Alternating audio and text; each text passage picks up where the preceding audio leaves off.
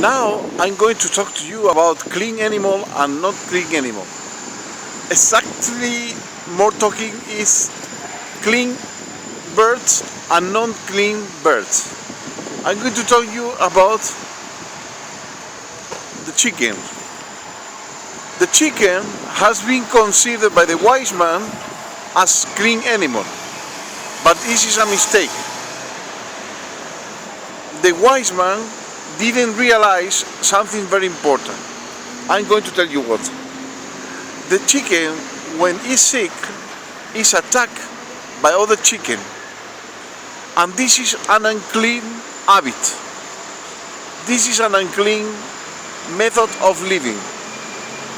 And when we eat chicken, we attack our brothers and sisters Jew, our brother Israeli and our sister Israeli when they are sick, mentally, physically or whatever. We attack them also and we make offenses. So please, don't eat chicken. Instead of chicken, you can eat duck. Duck is a clean animal. It's a clean bird. Be well, and Yeshua may bless you.